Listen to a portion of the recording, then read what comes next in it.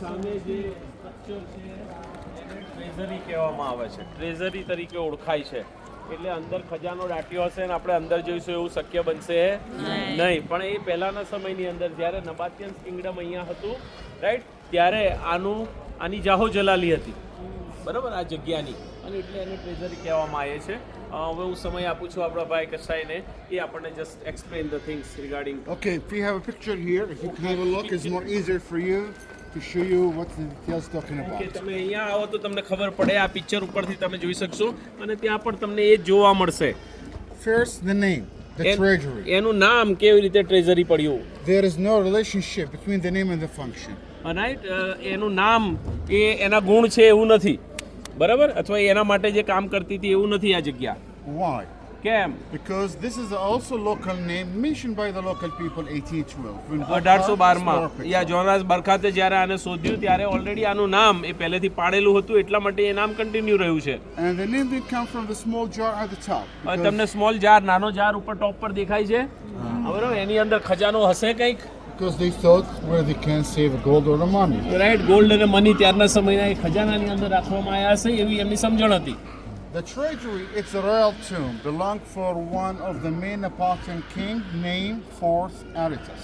Fourth Aretas નામનો જે એમનો નબાતિયન્સ કિંગડમનો જે રાજા હતો એની આ ટૂમ એટલે કે કબર છે, ફેમિલી કબર, રોયલ આપણે જેને કહીએ રોયલ ફેમિલી ટૂમ, બરાબર, એ આ છે.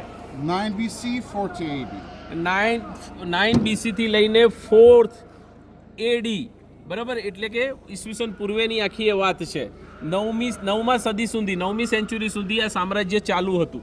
The height of the treasury, 39 meters. 39 મીટરની એની હાઈટ છે, The wide is 28. 28 મીટરની એની તમને પહોળાઈ દેખાઈ આવે છે. They chisel the facade from the top to the bottom.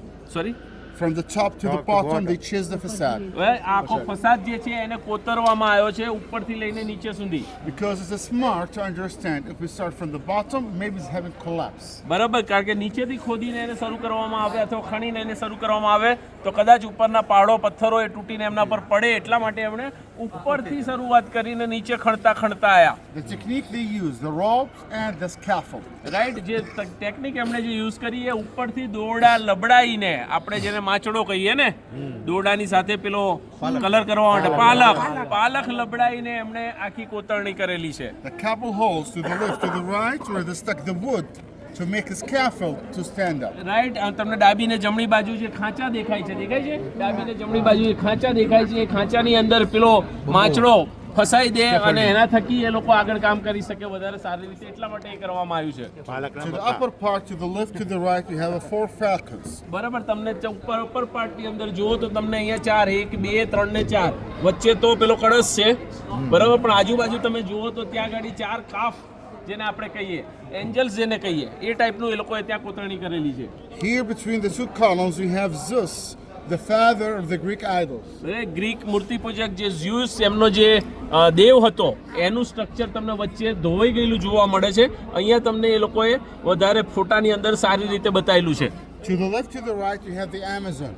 Right. Left અને રાઈટની બાજુ એમેઝોન એટલે કે એના રક્ષકો ત્યાં આગળ આપણને જોવા મળે છે, જે ધોવાઈ ગયેલા આપણને સંસ્કૃતિમાં દેખાય, પથ્થરમાં દેખાય છે. Nicolaides dancing victory dance and the soldiers. Right. એક સોલ્જર પણ છે અને સાથે સાથે જે લેડીઝ જે ડાન્સ કરે છે એ પણ આપણને ત્યાં જોવા મળે છે. To the lower part, Pollux and Castro.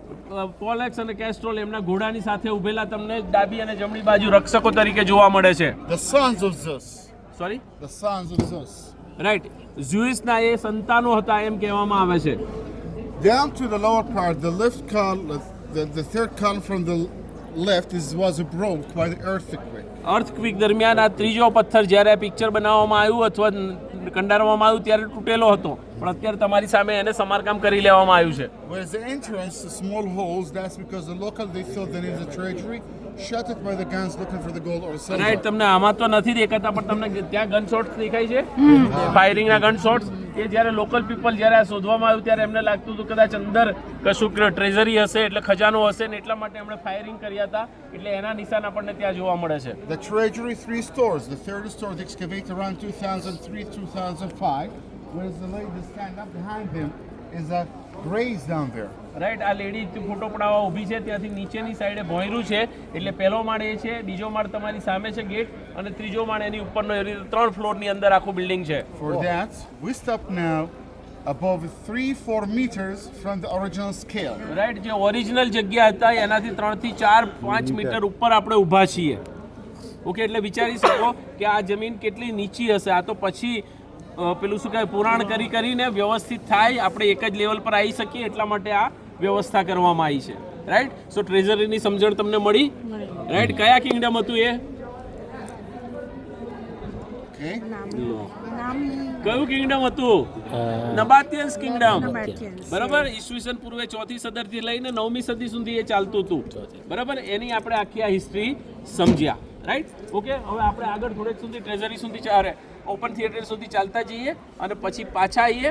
અને મેં તમને કીધું હતું કે હવે કદાચ આપણે છૂટા આવીશું, કારણ કે બધી